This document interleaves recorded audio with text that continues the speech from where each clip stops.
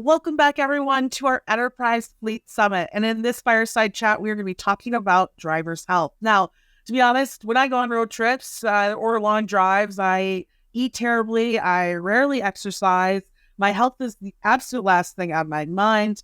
I'm just trying to enjoy the scenery and the beautiful America within itself. But I am lucky. I am not a truck driver or anyone within your incredible workforces who's moving our economy on a daily basis. And I'm fortunate for that case. And that being said, today we're going to be talking about your driver's health and how to maintain that health on the road.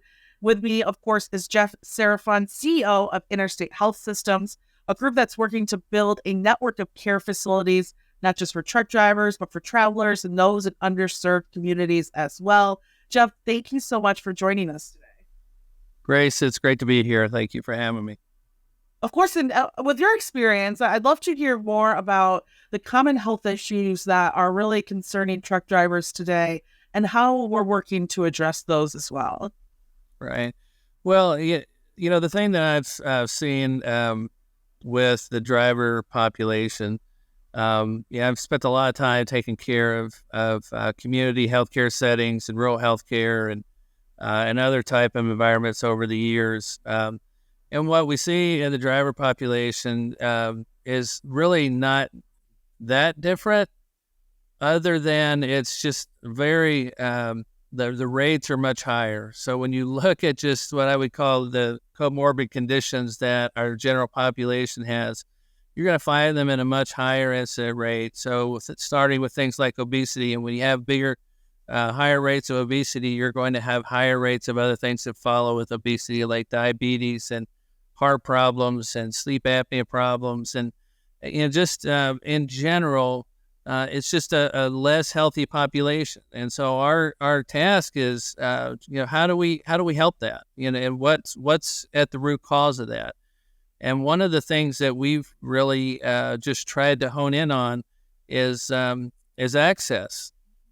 We see access as probably one of the greatest obstacles to improving health.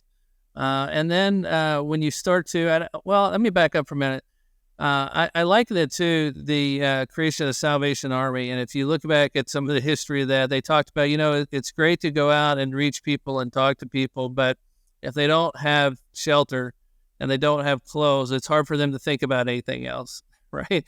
And I look at healthcare for drivers in much the same way, is that, there's a lot of things that we can do. There's a lot of advancements in healthcare. There's a lot of technology out there.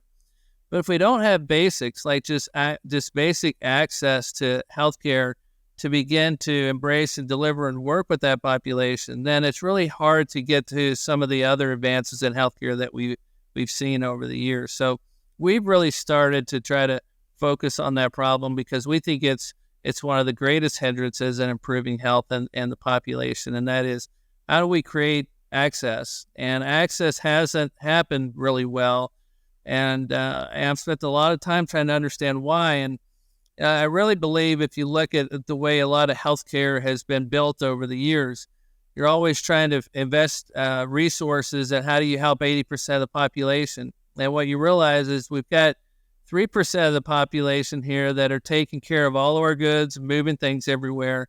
But when you're designing healthcare solutions, they're not always investing in what we could do for that 3%. Well, that's why I think some of the real solutions for these things are going to come inside the industry, because who else is going to be looking at that 3%? And that's our drivers that are out there on the road every day. So I think that, we see a lot of conditions, but we have some fundamental problems to being able to really help provide solutions. And that starts with improving access for the drivers when they're out there on the road and when they're working. I'd love to elaborate on that a little bit as well, the access aspect of it, because, it's interesting. We look at a number of pieces of trucking, right? You have truck parking issues. Accessible parking is a problem. Accessible bathrooms, you could say, is also a problem, right? In what ways have you found, when you say it's limited access, how difficult is it for a driver, if they catch a cold today, to find somewhere or to access somewhere to go get that checkup? Right. Well, I and I may have shared this story with you before, but I always go back to what I've learned talking with drivers, and I had the pleasure of talking with a retired driver just a couple months ago that got the flu when he was out on an over the road load for, and he was supposed to be gone for a week or so, and he got the flu, and he knew that once he realized he needed a doctor, that there really wasn't a place for him to go with that truck. And so nobody had to tell him. He'd been on the road for 30 years. He knew that when that happened, now when I'm back for a day, or if I'm doing something short and I can get rid of the trailer, I get more options. But when he was on the road and he had that tractor trailer, he knew. And he told me a story about when he got the flu when he was out on the road. He pulled into a rest area. He was in that rest area for 3 days. 3 days. He says, I didn't have food. I didn't have medicine. I just knew that I had to get strong enough where I could drive my truck again and finish what I was doing. That should never happen. It breaks my heart when I hear stories like that, but that's the reality. And I say that because nobody had to tell him what his access was. He'd been on the road long enough to know. And again, most things are not built with that, making that extra investment to make sure that there's accessible truck parking and other things. Everybody's always trying to do what they can to get their projects in on the lowest cost. And so those are the things that you lose, is those extra things. So most of the healthcare out on the road is just not very accessible. You have seen over the years some small, kind of single providers, even some chiropractors that are doing physicals. I think some of the challenge we see with that is there's really, that's really something to meet a regulatory requirement, and we're not seeing any connection to that in continuity care. So it's like, what happens in that physical, what happens after you leave that physical is that your experience is over. And so when you get sick, there's nothing to go back to.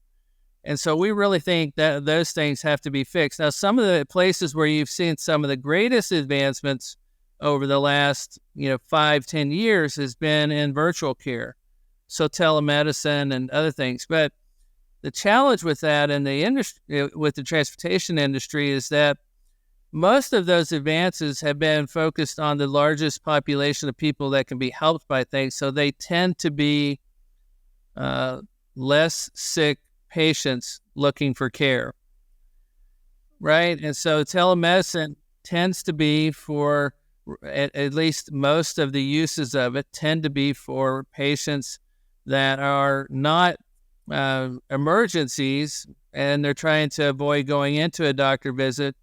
And maybe I have a sore throat, or maybe I have a rash or something else that somebody can look at or take care of easily. And I'll go back to our very first question about the conditions or health concerns for the drivers.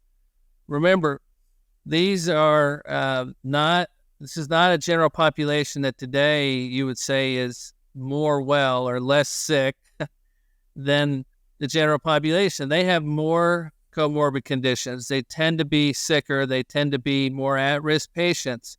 Therefore, they tend to be the ones that benefit the least from telemedicine, the way it's done and has grown over the last 5-10 years. I do believe, and I know that there have been a lot of advancements that can help make virtual care more available, and that's going to have to be part of the solution. But we want to make sure that we can help guide that so it's built in a way that's meaningful for this population of people. So over time, as we can, we want to work both in the industry and then in the company also at Interstate Health to make sure that things that can help more patients that have more conditions, for example, those diabetic or heart-related follow-ups, those are things that sick patients need. Those are the things we need to see delivered virtually to really help them keep up with those visits and not have to experience missing doctor's visits because you need to stay on the road. right? And so, but that's not been the place where you've seen the most availability and accessibility created over the last 5-10 years in virtual visits or telemedicine. And so, it's a bit of catching up the technology with the patient population that is specific for a more sick population. And I think those are some of the advancements that we can make to help solve some of those issues. And again, when you have a system that works, then you can really start working and supporting them into, how can we actually start focusing more on preventative and wellness and other things that really can make a difference. And it's all part of having a system that works together. And I think that one of the greatest challenges that we have is these solutions, I think, are going to happen a lot inside the industry, because it's just the population is good. But if you look in any particular location, healthcare is local all across the country. And if you look at any particular location locally, there's not enough drivers in those locations sometimes to warrant some of the investments from the healthcare industry. And so we're jumping inside with the transportation industry and say, let's create the solutions inside transportation that work for transportation, and try to focus on that 3% that really can, we all depend on, but haven't been able to receive a system that really works for them. Well, we'll dive into preventative aspects here in a second, but I want to ask, from the work that you're doing, what have you learned about what needs to be done in order to create this system? Is there any specific areas that lack more of these healthcare services? Is there a certain type of location that you're hoping to put facilities that will help drivers? What is the path to a better system over time? Well, we believe the path just starts with, we just have to listen and focus on the drivers and the fleets, the companies, and talk to them about, where do you need it? We can see where it's more convenient for a truck to pull off the road.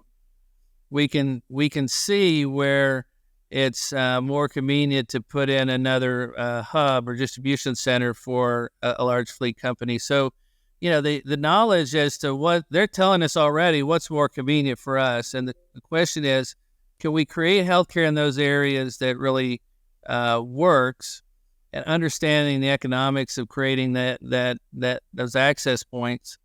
Because we like I said, we think technology is going to be really important. We think the industry coming around about increasing awareness and wellness initiatives and food selections, all of those things are going to be really important. We're starting with what we see as the biggest need. We assess this as the biggest need that exists today. But as we do that, it's really about focusing on where is most convenient for the drivers, where we can create and solve the most problems. And then how do we get to that place and create a healthcare access point, or a clinic in that example, a clinic that can survive economically, right? And some of the challenges is even if you have 400 trucks pulled off the side of a road somewhere, you may not have enough of those people that need healthcare that day to support a clinic. And so what we're doing is we're kind of doing the reverse of what most healthcare has done across the country. We're, instead of working on the 80% and then hoping that we can help the 3% along the way, we're focused on the 3%, and then we're bringing in the 80% to help us create successful clinics in those areas. And so when we're putting in a place where we can get healthcare, like we're so excited about our new clinic that we're building down at the Port Fuel Center outside of the Port of Savannah. There's 12,000 truck turns a day going through that port. We know that's a place that is very accessible and needed for healthcare drivers. But we're building it in such a way that we can help healthcare in that community also. And when we can combine those needs, then we can have something that is accessible, and we can bring more healthcare services there as opposed to just, a single person doing a few transportation physicals without any continuity of care. We want to get away from that. We want to say, how can we build something that's bigger, reaches more people?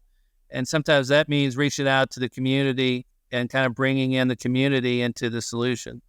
But we are really focused on what are the most convenient things and what helps the drivers the most. And if we can go to those areas and figure out how to solve making healthcare access points, clinics available in those areas, we can solve the problem. Okay, well, maybe there's a lot of drivers, but maybe there's not enough. That's okay. We'll work and we'll support the community also.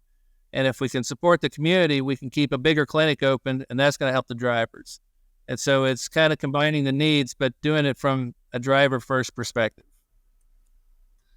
I love that. I think that's really how all stakeholders in our industry need to look at it, right? And hopefully we start to see a change not only in the healthcare system, but even down to, like we said, bathrooms and that kind of stuff is part of your health, right? Like that has to do, regulating your body is part of this. I have about 30 seconds here with you, Jeff. Where can people learn more about the work that you're doing?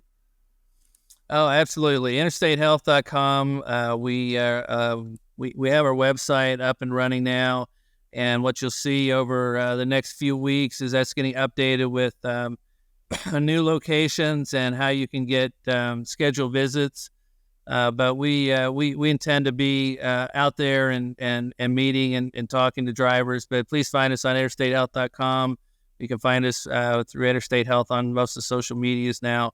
And again, we're excited about building new solutions for the industry and try to tackle a problem that really needs all of our attention.